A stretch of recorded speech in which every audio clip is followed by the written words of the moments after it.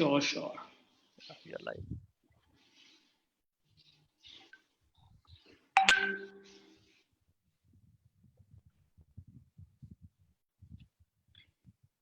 Is it connected? Yeah, it is connected. Okay. Yeah, I can see myself live.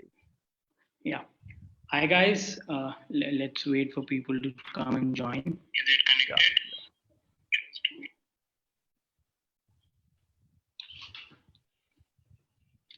Yeah. Hi, this is Shekhar from 9stacks, and today in this webinar with Monster Poker Club, we're going to be talking about the like what are the basics mistakes that poker player do, bankroll management, and other few topics that coming from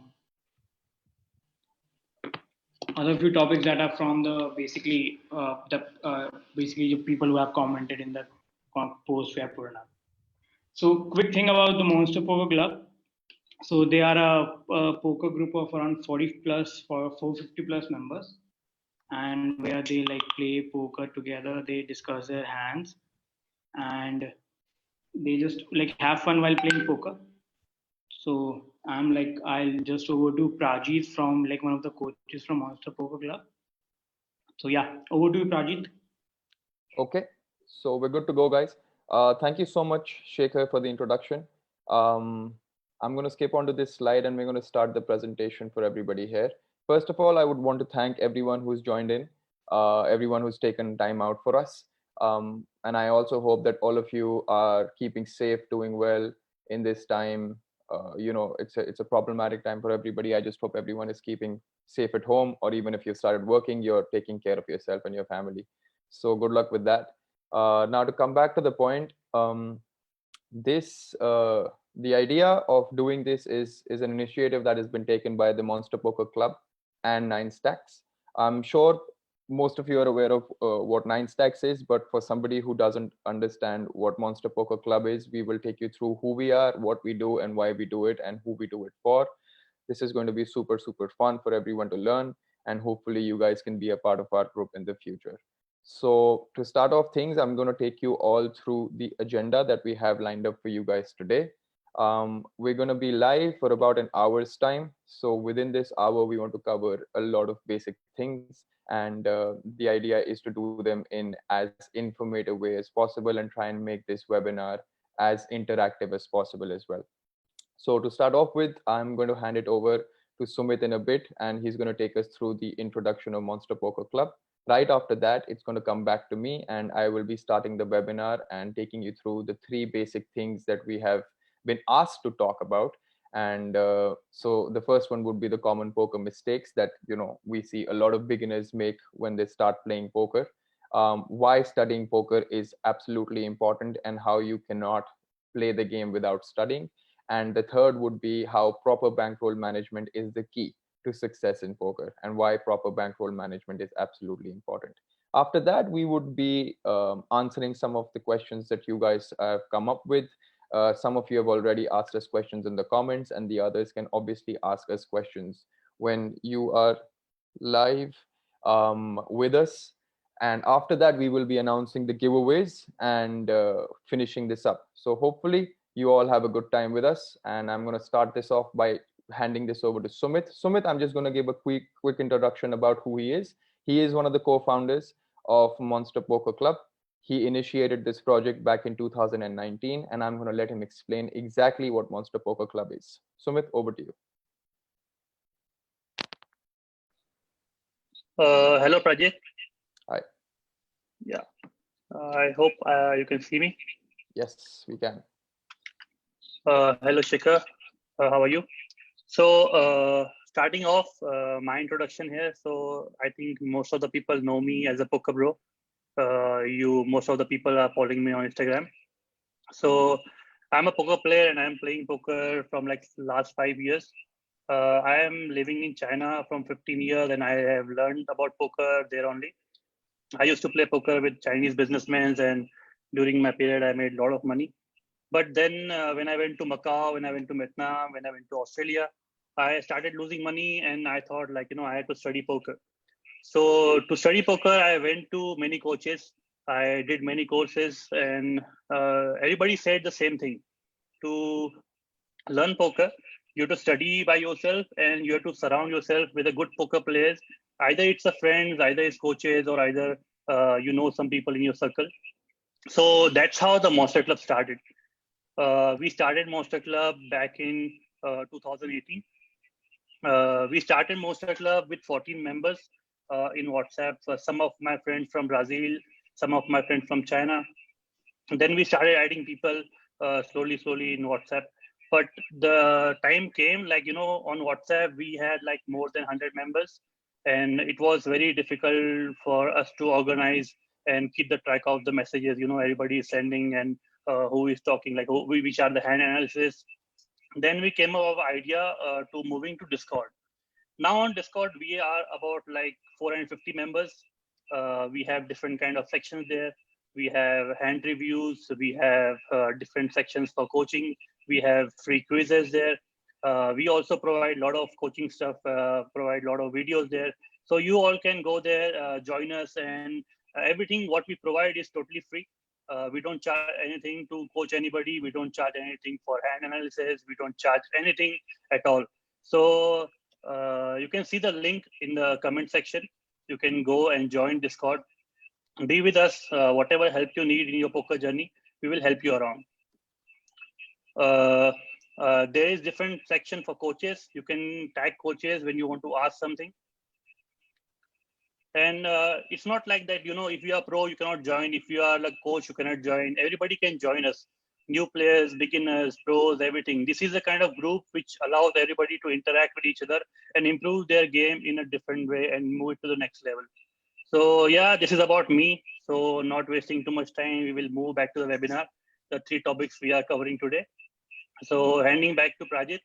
Prajit? Thank you so much, Sumit. Just to add a little bit to what Sumit has just said, I'll give you an idea of how I was introduced to this community. I have been a part of this community for several months now. I met Sumit while we were playing the IPC Indian Poker Championship in Goa, and Sumit reached out to me, and that was how my beginning was. So it's primarily because of Sumit and some of the other members networking that we have literally reached 450 users now. And this user base is, to be honest, increasing on a daily basis. We add 5 to 10 members almost every day, and we're growing pretty much almost every single day.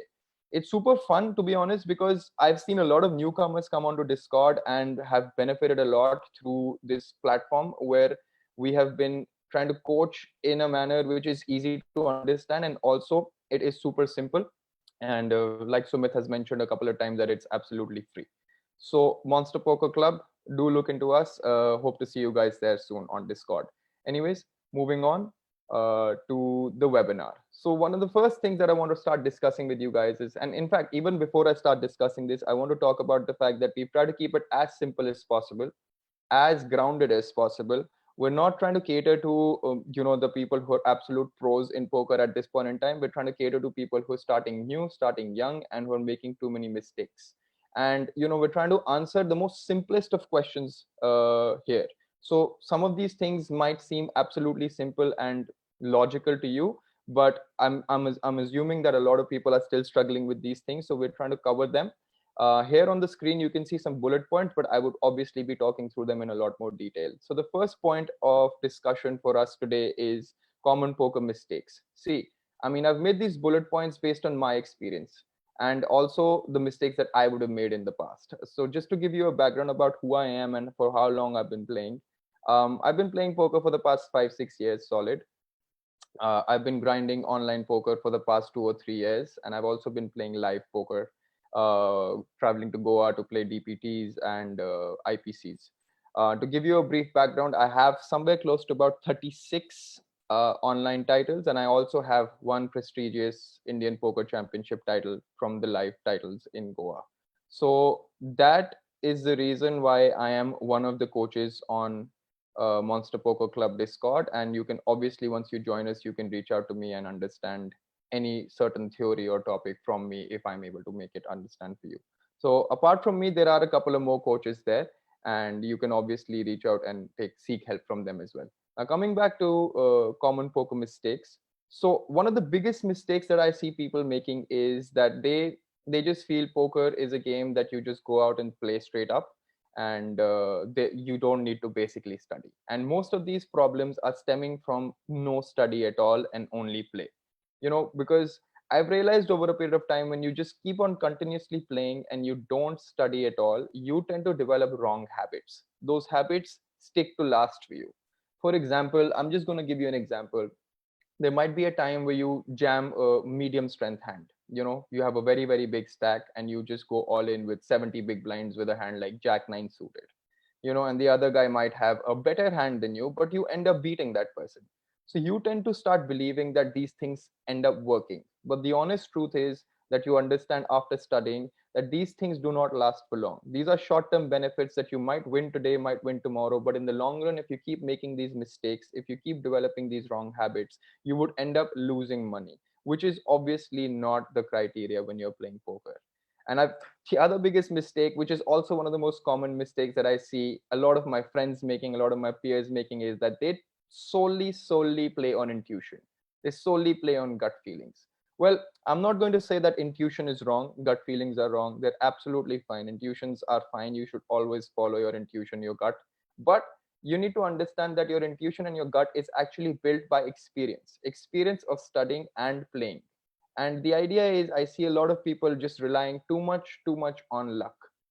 I've seen instances where somebody will open 2.5x from an early position. There'll be a flat collar, there will be a 3 bet, and then somebody from the small blind or the big blind will go all in with pocket threes.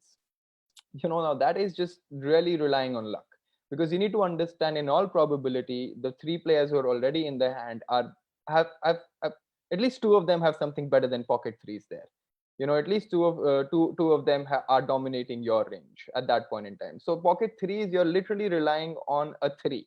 Like, there are two threes that are remaining in the deck, and you're relying on one of them to pop up on the flop, turn, or river, and you making a set and hopefully holding that set and winning. So these are certain mistakes that I see people making a lot. The other things that you have no idea about if you don't study poker is positional awareness. I can go back in time when I was a young kid and I used to play poker. I had no idea about what is early position, what is middle position, what is late position, how am I in advantage if I'm playing from a later position versus an early position guy, and how all of these things actually do make a difference in poker. These are very, very simple concepts. These are basically a part of the fundamentals that we learn in poker. But if you don't read about them, if you have no idea about them, it kind of leads to a situation where you're just playing poker based on the cards that you're dealt, and you don't realize the other advantages that you can have. And this is one of the major mistakes that I see people making, where they have no idea about the positional awareness, the positions that they can play from. So moving on to another point, I see a lot of people just doing things for the sake of doing them. Like, I see a lot of people having a hand like king queen, and they think, oh, I'm going to raise with this hand. It doesn't matter if somebody else has already raised, because king queen looks like a very strong hand. It looks like a very, very pretty hand in my hand, so I'm just going to go ahead and raise it. My point is, there has to be reasoning, there has to be rationale, there has to be proper understanding behind every decision that you take. No, it doesn't have to do with anything about raising. It can be about re-raising, it can be about folding, but every decision that you take on the poker table, whether it's online or live, has to have backing behind it. And I see a lot of people making these mistakes when I'm playing against them, when I'm playing with them, when I'm trying to coach them, is that they do not have the best understanding of why they made a certain decision. By the end, when you end up asking them that why did you take this particular line in a hand, why did you do this or why did you do that, their basic understanding or their basic reasoning for that is, I just felt that was the best decision to make at that point in time, which I personally feel is wrong. Unless and until you can really reason and you have solid logic behind making a decision, till that point in time, I think it's a mistake. If you have a solid reasoning behind it and you can back it by the mathematics, then I personally feel it is the right decision to make. So coming back to a couple of more small things that I've seen people making as common poker mistakes are, bet sizing. I've seen a lot of people, they'll pick up pocket aces or pocket kings pre-flop, and they will raise super big. Okay. They will raise super big with their premium hands, and they will raise very, very small with their you know, not so good hands, medium strength hands, low strength hands. So this is something, this is like a read, like this is a read which good players can pick up on. And these are major mistakes that new players are making. They think pocket aces are a brilliant hand, we don't want to lose with this hand, so I will just raise super big so that nobody comes. This is one big mistake, because you're losing out on value because of that. People will understand that you are doing this with your premium hands and not doing this with your less premium hands. So the idea is to balance things out. The idea is to make sure that you're confusing your opponent. The idea is to not give the correct information to your opponent at that point while you're playing poker. So, this is also one of the most major mistakes that I see people making at an early stage in their career. They don't realize that, these are small tells, these are small reads that people can pick up on, and these are problems that you at that point in time don't realize, but in the long run they all accumulate to create bigger problems for you. And like I said in the beginning, I also spoke about developing wrong habits. All of these things that stem from not studying in turn eventually lead to you developing habits which you personally would feel work for you. They might be working for you in the short term, but to be honest, these are wrong habits which in the long term would be very, very, very, very problematic. And the idea is to obviously eliminate these habits at the earliest and move on with better awareness. So how do you eliminate these habits? How do you eliminate them? And why this, I'm just going to go on to the next topic, which is super, super important, which is the importance of poker study. We just spoke about the mistakes you make. Now I'm going to speak about how you can get rid of these mistakes. I'm not talking about a majority of these mistakes, I'm talking about all of them. You can literally get rid of all of your mistakes by just studying the game. It is super important. Now, why do we study anything in the world? Why do we study anything? Like, we've all gone to school or colleges or whatever. We study to get better at certain things, right? We study to just gain more perspective about certain things. We study to improve our current skill base. And this is exactly the reason why we study poker. I mean, my point is, don't be mistaken. Study is not just for people who are beginners. I mean, to be honest, I know myself, I study almost, 3 or 4 times a week. I know people who are even at an advanced level that I am at, and they're studying even advanced tools than I am. So study never ends. I mean, it genuinely never ends when it comes to poker. You can find 100 different things to study about. If you are young, if you're starting this game, if you're very, very new when it comes to poker, you want to study the fundamentals, right? Your idea is to study the poker fundamentals. You want to be strong when it comes to understanding pot equity. You want to be strong when it comes to understanding pot odds. You want to be strong when it comes to understanding stack to pot ratio, because these are basic fundamentals that you need to take into consideration while taking regular decisions on the poker table, which are very, very important when it comes to playing low stakes. Because initially, if you're learning these things, you might find it difficult. You might think that it takes about 30-40 seconds to calculate, but to be honest, once you do it, it becomes muscle memory, and with muscle memory you will be able to just snap and make these decisions in 5 to 7 seconds.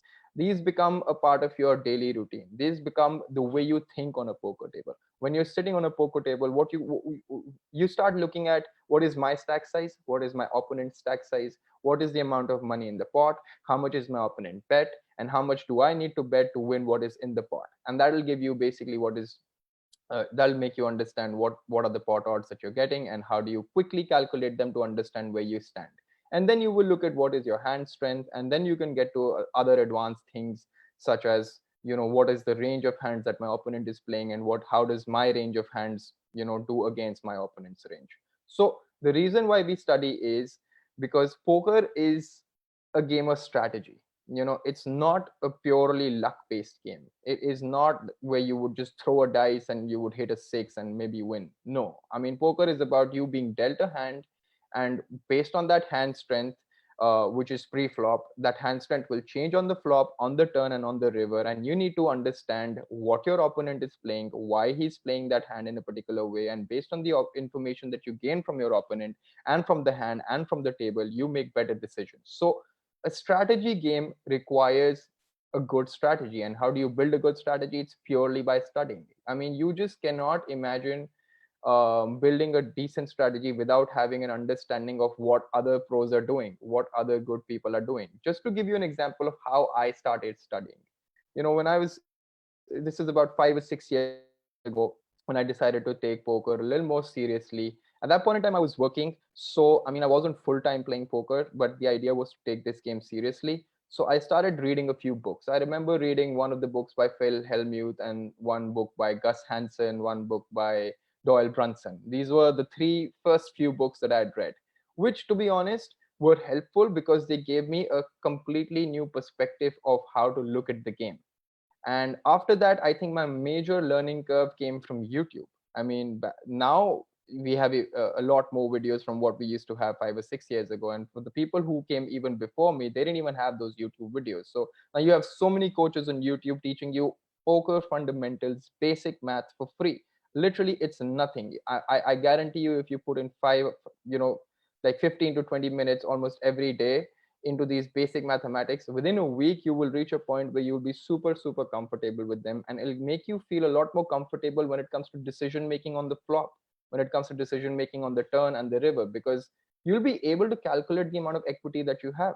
You would not be just ballparking and imagining things in your head where you feel, oh, this might be a good decision, let me chase my flush draw because I feel like I'm going to hit a flush. I see so many people giving me this argument, oh, I thought I'm going to hit my flush card. No, bro, my point is you need to understand how many times would you be hitting that flush card, and that is how you reason your decision. So that is exactly where, I was saying there was no reasoning behind decisions, and how studying can actually help you build reason for making those decisions.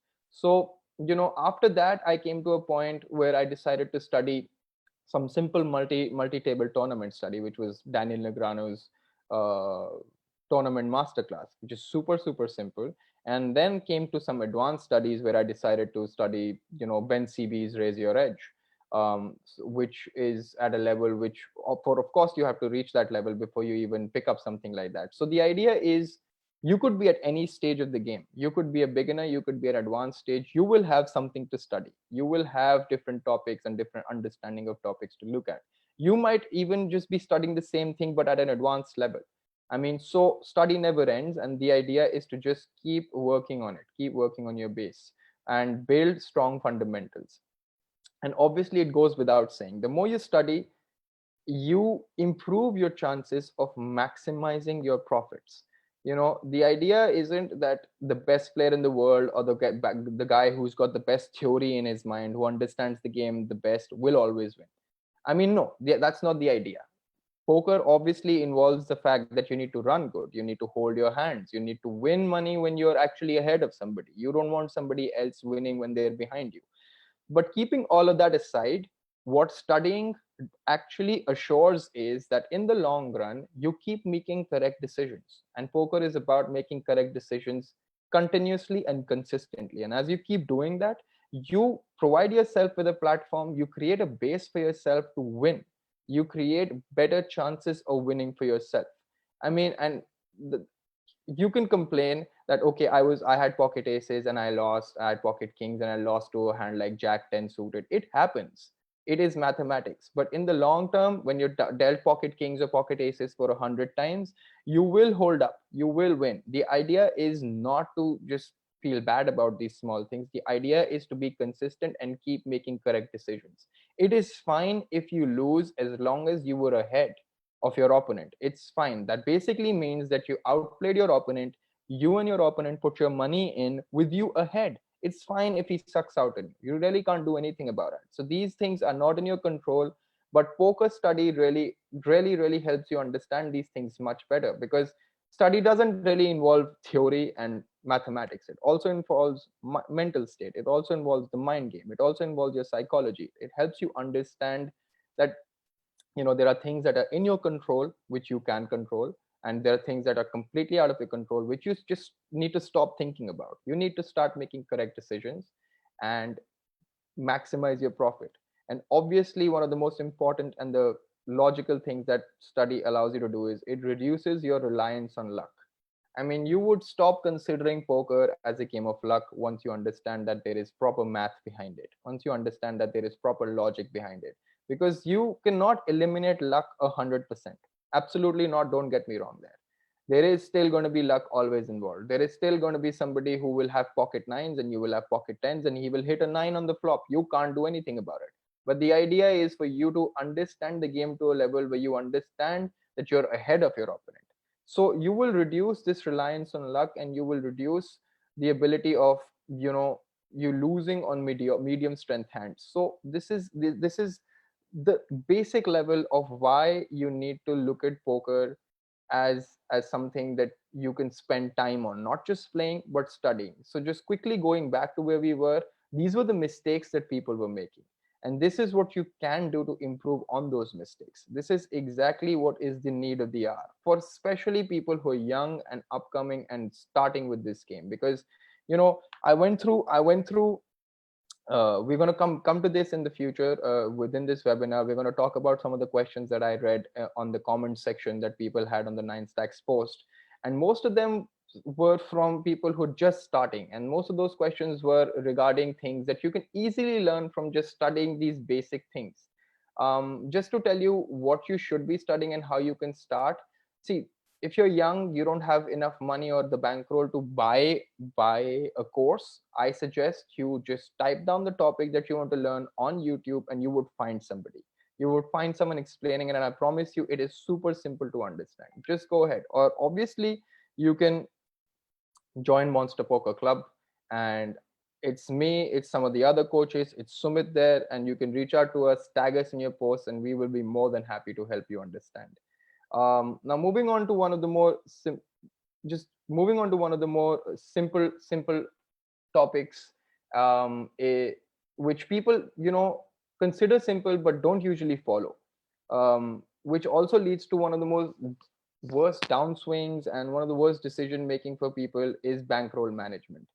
I don't know how many of you understand bankroll management, but if you do, you can shout out a yes. If you don't and you'd like to learn about it, you can just say, yeah, hit me up and I'm going to take you through it. Either ways, in today's agenda, I will be taking you through proper bankroll management.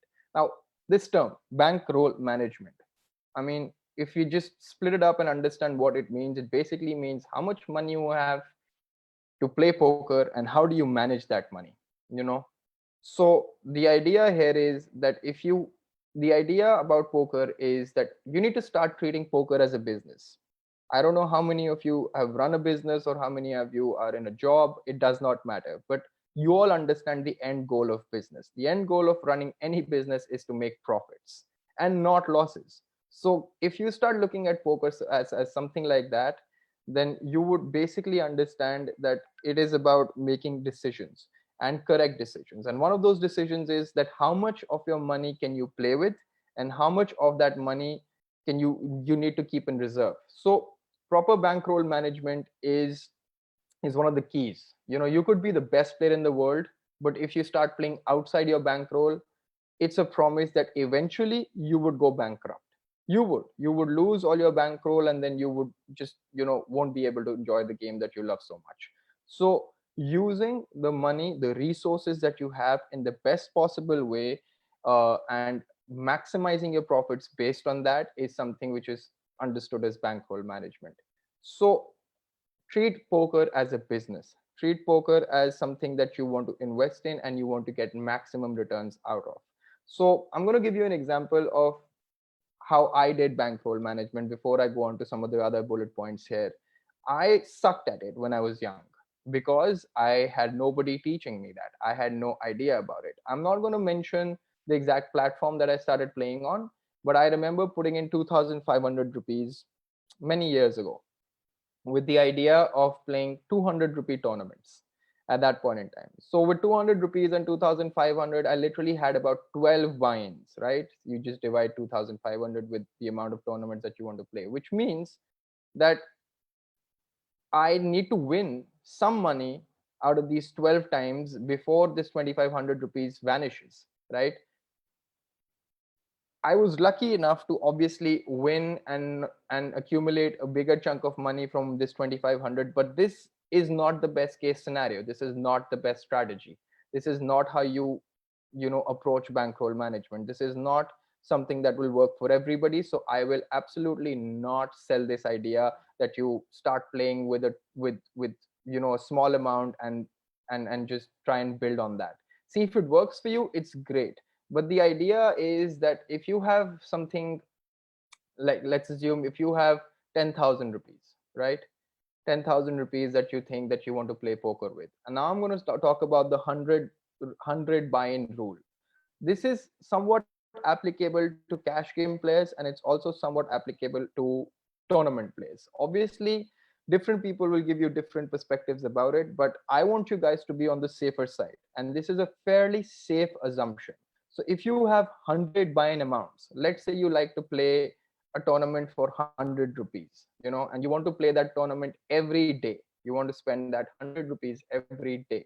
So you need to have at least 100 buy-ins of that tournament, which means you need to have at least 10,000 rupees to be on the safer side, because you need to take into account variance. You need to take into account the fact that you will some days lose on pocket aces or pocket kings, and you would want to re-enter into that tournament. So instead of 100, you'll be spending 200. And you also want to take into account the kind of players that you're playing with and the edge that you have over them, whether you're better than them, whether you're worse than them, or any of those criteria that come into your mind. So these are the things that will help you understand that, that 10,000 rupees or 100 buy-ins are more than enough for you to get a hang of the game, for you to get a hang of the tournament structure, for you to get a hang of the opponents that you are facing in that tournament, and for you to be then better manage yourself and to run deep in those tournaments. So this is a safe number. If you think you have a major edge on the people, then you can do it with 50 buy-ins as well. You can do it with 70 buy-ins as well. You can do it with 80 buy-ins as well. But the reason why I suggest 100 is that it keeps you on the safer side. Similarly, this is exactly how you determine the amount of stakes that you need to talk about when it comes to cash game. If you have 5,000 rupees, you just can't go and sit on a 5-10 rupee table. You just can't go and sit on a 5-10 rupee table, because if you're playing 5-10 rupees and you want to sit on the table with 100 buy-ins, which basically means you are sitting with a buy-in of about $1,000. And if you have a total of 5,000, which means you only have 5 buy-ins, which is essentially gambling. Trust me when I say this. You might win the first day, you might win the second day, but if you continue doing this, there'll be a time, there'll be a downswing that you achieve, and you will just lose all your money. So bankroll management is something that you really need to understand well, especially to tackle bad runs, especially to tackle bad beats, especially to tackle downswings. Now, what do you do with your bankroll management when you're on a downswing? So you just lower down the stakes that you're playing on. Let's say you started with 10,000 rupees and you were playing a 100 rupee tournament. You started with 100 buy-ins, right? Now what happens when you don't win any money in 50 tournaments? You lose half your bankroll. You literally lose half your bankroll. Now you need to understand a couple of things that were not working for you. You need to understand that either your level of game wasn't at the level where you expected it would be, and the other players had an edge over you, or that you're going through a major downswing and you're not running well. So what you need to do is you need to take a break and study. And also what you need to do is you need to just go back in terms of your bankroll, and you need to understand that now I need to start playing low denomination tournaments. Now you can start entering tournaments for $80, for $50, instead of playing that 100 rupee tournament, because you need to now build your bankroll up to 10,000 in some way possible, in whatever way possible. And then is when you can start understanding, then you can that is the time when you can start going back and playing that 100 rupee tournament. This is exactly what you need to keep in mind when you're playing bigger stake tournaments. Let's look at the hindsight of things. Let's look at you playing these 100 rupee tournaments and doing well. Let's say you win the tournaments 5 times and your bankroll from 10,000 goes up to 50,000. Beautiful. That is great. I hope that happens with everybody. But what can you do now? You can now move up stakes. You can now start playing 500 rupee tournaments. This is how you go up in stakes. This is how you go up in scale when it comes to poker. You just can't bring in 5 lakh rupees and decide I'm going to start playing a 5,000 rupee tournament for the first day, because everything goes hand in hand. Your skill level goes hand in hand with your bankroll. You can have the biggest bankroll, and if you don't have the skills, people will just take your money. People will just take your money and steal it from your pockets without you even realizing it. So this is one of the most key aspects which goes along with studying poker. So today we've basically covered the major mistakes people are making, which amongst which proper bankroll management is actually one of the big mistakes people make. We also briefly spoke about the fact that how you can overcome those mistakes, which is essentially that if you're at a beginner level, you can start talking about the fundamentals. You can start reading them. You can go through a book. You can go through an easy course. You can go through YouTube. You can reach out to us in Monster Poker Club, and we'll be more than happy to help you or recommend certain reading material or content that you can consume to get better at it. We also spoke about the fact that it does not matter whatever level you may be at, there are still things that you need to improve on. There are still aspects that you need to study. There are still aspects that you need to discuss with friends, review your hands, review your sessions, and improve at. And then we spoke about proper bankroll management and how it is one of the most important things. I mean, the idea is when you're starting poker, the idea is to start small and build slow, and this is the only way that you can gain confidence. Some people are lucky, some people can just start, and within the first few months they will win a major tournament and have a massive bankroll. But the idea is still to manage that bankroll. The idea is not to play tournaments which are outside your bankroll, because the eventuality is that you can't win every tournament, you can't make into the money in every tournament. The idea is to hedge the risk and take minimum risk while you take out maximum profits. I hope these particular things that we try to cover today, they were obviously simple, they were obviously to the point, and they were obviously things that you may have an idea about, or you might have learned something new. But the idea was to address these topics for people who are new to the game, who need guidance, because a lot of us did not get the maximum amount of guidance when we were young, when we were starting. And the idea is for us to just be able to give you these small tips which you can keep in your mind when you're trying to understand the game better and when you're trying to manage your money better. So I'm gonna finish this webinar by going on to the next slide, which is about taking certain questions from people who have questions ready.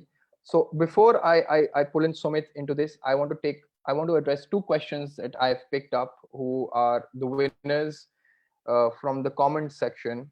I'm going to name the person. I'm also going to name the question. I'm also going to read out the question that they'd written. So the question is the question sent by Varun Pratap Singh is how to play in a bubble situation. Um, the reason why I chose this question was because I felt that this is something A has been asked a lot of times, B it's super relevant to a lot of players who are in the new stage and who want to obviously make it into the money and who obviously want to cash out in tournaments. So just to give a perspective, a bubble is a situation where, for example, you're playing a tournament where 200 people joined in, and out of those 200 people, 30 people will be in the money. So a bubble is a situation when you're very, very close to that 30 people, assuming that there are 35 people left, and you only need to eliminate 5 more people to get into the money. So this is a situation which is referred to as the bubble situation. You're very close to the money, and it is a nervous period of time where you want to obviously get into the money and feel happy about it. So he asked me in this question that how do you address a situation when you're close to the bubble, when you're in the bubble? And so my answer to this is, I mean, we can go into a lot of detail, but I would want to break this down and make it fairly simple for you to understand. See, there are 3 different scenarios, Varun Pratap, that can arise when you're in the bubble situation. Either either you could have a big stack, either you could have a medium stack, or you could be a short stack. And you need to approach the bubble situation depending on what stack size you're at. I'm going to make it very, very simple for you. If you're the big stack, you need to not be worried about making it into the money. What your concern at that point in time should be that you need to apply pressure on smaller stacks and medium stacks in order to gain as many chips as you can. Because your goal at that point in time, for example, I give you that example where there are 200 people and 35 are being paid. And let's say you're coming third out of 35, right?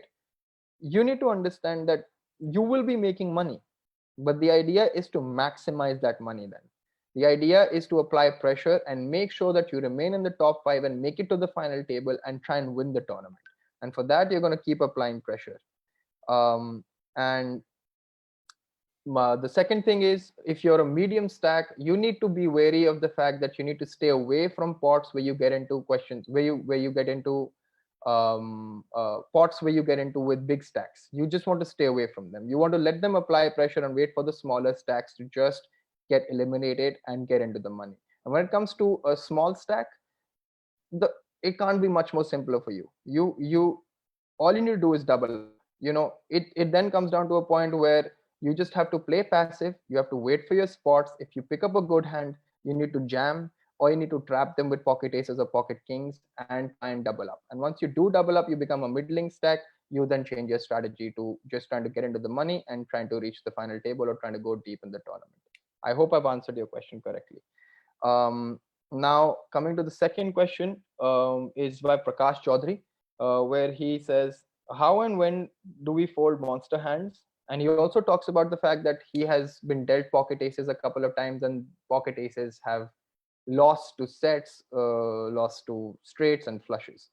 My friend, my answer to this is that, pocket aces obviously is the best hand that you can be dealt. But you need to understand that that hand is best pre-flop. You have about 86-87% of the chance against the entire range of your opponent pre-flop. But poker is a game where we've discussed in the past that things change on the flop, and then they'll change on the turn, and then they'll change on the river. What you need to understand is that you need to always think about how your hand plays on that board. Like I said, pocket aces are not 100% winning hand. They will win most of the times but lose sometimes. So to keep that in your mind, and if you think that you've picked up pocket aces, you raise pre-flop, and somebody called you from a middle position or from the button, and the flop is, let's say, 10 jack queen, 10 jack queen with two spades. Now that is a very, very tricky connected flop. You need to understand that your opponent is not folding many hands. I mean, he could have king queen, which is not folding. He can have 10 jack, which makes it a two pair, and he's beating you. He could have a flush draw, he could have a straight draw. And these are the boards where you need to play your pocket aces and your monster hands very, very carefully. And with experience, you'll realize that when you face aggression on such boards, it is sometimes easy for you to lay down your monster hands. So the idea is not to look at your pocket aces or your hand in isolation. The idea is to look at the board and your hand. I hope I've answered your question. Now I'm going to just forward this call to Sumit, and he's going to take it forward from here. Sumit, are you there? Yeah, Prajit, I'm here. Thank you for all the info, all the inputs you have given on these three topics. And now we are moving to the questionnaires. No, so there are some questions coming into the comment section.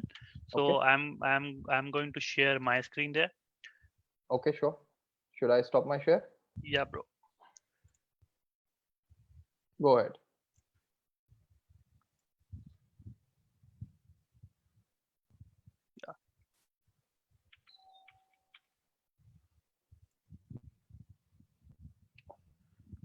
Just to see, like, everybody can see the comment section. I think you can see the screen, right? I can see the screen, yes. Yeah. So come on, guys, keep the rolling, keep the comment sections on. Send the comments in the comment section so we can answer.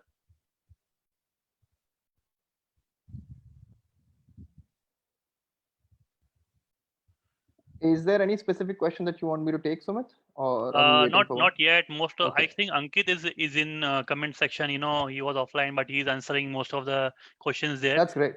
Yeah. For those of you who don't know who Ankit is also one of the coaches on Monster Poker Club. Brilliant man. He's been a grinder for a very long time on online poker. Plays different stakes, plays multi-table tournaments. He also plays cash game. Some of you might know him. For those who don't, they will know him now. Yeah. So we take like questionnaire for 5 minutes. Let's wait for 5 minutes. Let somebody ask the questions. So guys, come up with your questions. If you want to ask some questions, we're going to pick like 5 questions, random choice, because we are running out of time. But we will try to answer as much as we can. So there is a guy called Abhimanyu Mittal. His question is, how about taking shots at high stake tourneys outside the bankroll via satellites? Absolutely. Absolutely, Abhimanyu. My answer to that is those tournaments, if you go and buy into them on your own with your own money, they are obviously outside your bankroll. But those tournaments are totally in your bankroll if you play them through satellites. I've done that a lot in my life. I mean, when I wanted to play higher value tournaments, I used to always go fire a few bullets in the satellites, and if I got through, I obviously played my A game. The idea behind this is you need to understand one thing though.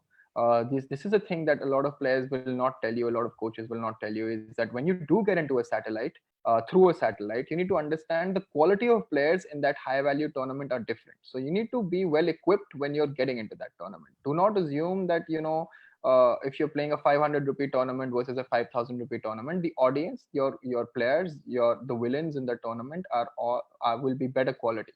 They'll have better understanding of the game. So as long as you keep that in mind, absolutely you should be taking shots through satellites always. That's the way. Okay, bro. Thank you. Let's go for the next question.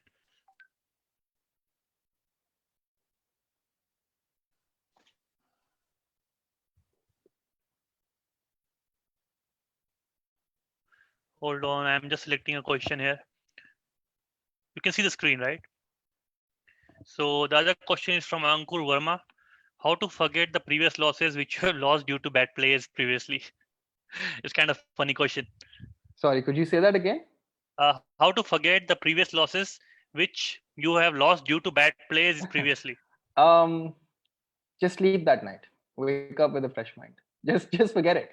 I mean, everyone has their own capacity, has their own threshold, to be honest. But I've realized that there is no point dwelling over your losses, or there is no point dwelling over your wins as well. You need to think about them for a while and move on. You need to understand that when you win, you can't party too much. When you lose, you can't cry too much. Just you have to be balanced in your approach when it comes to on the table and off the table as well. So there's no point involving your emotions after a point. Yeah. So let's see, guys, we will take one last question. Just roll it on, and we will then wrap up this webinar. We will just wait for the one question, Rajat. Yeah, sure.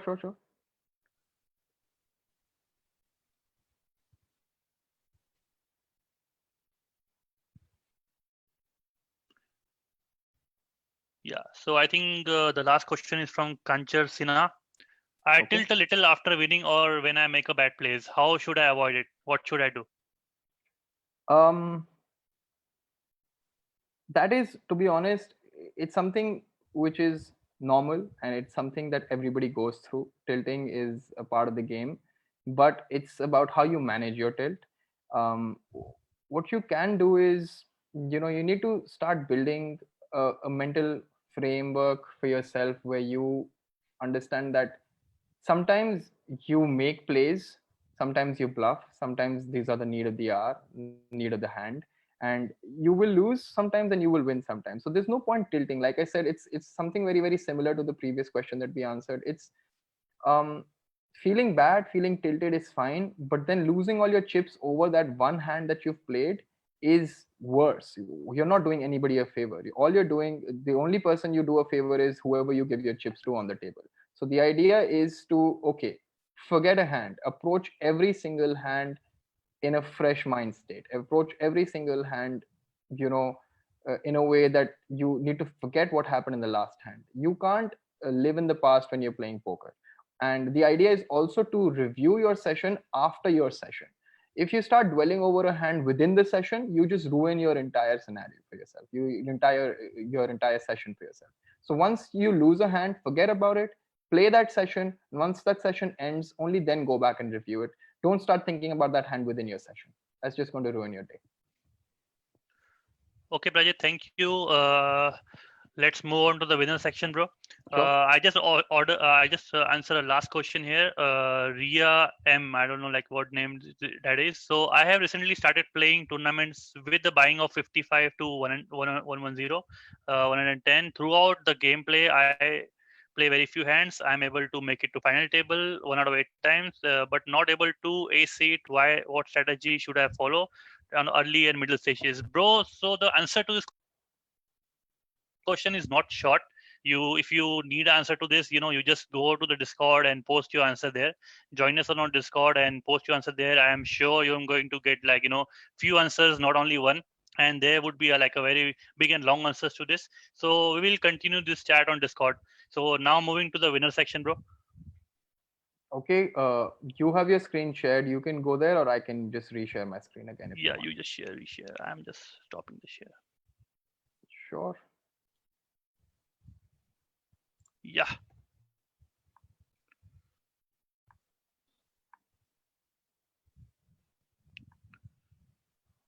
Yep. You want to take this up, Sumit?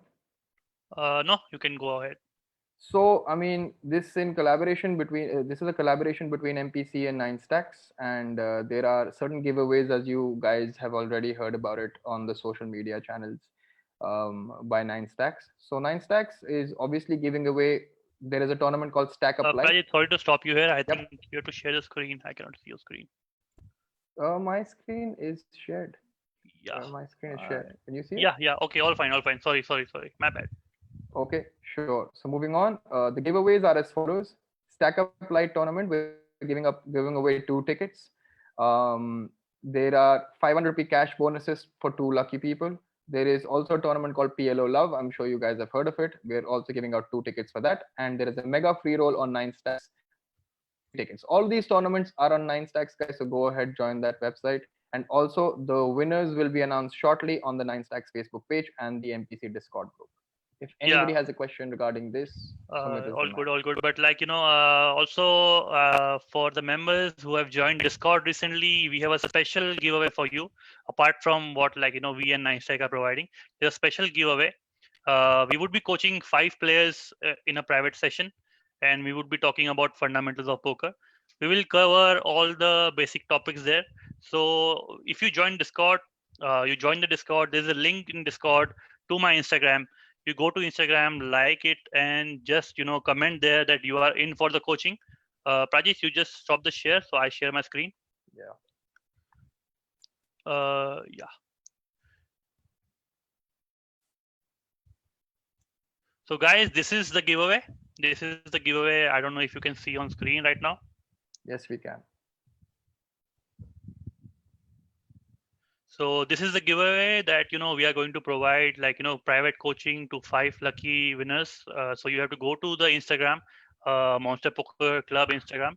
You can find it in the comment section, or you can you can just type at Monster Poker Club and you can find it in a search. You go to the Instagram page, follow us, like this, comment here. There are 3 steps there to get the private coaching. So yeah, it was a good session with you guys. I am happy to do one more session next week. So we will inform you, and I think 9stacks page also you will get the notification from 9stacks page whenever we goes online. So wrapping up here. Good evening, guys. Have a good night. Stay home, stay safe. Take care. Bye bye.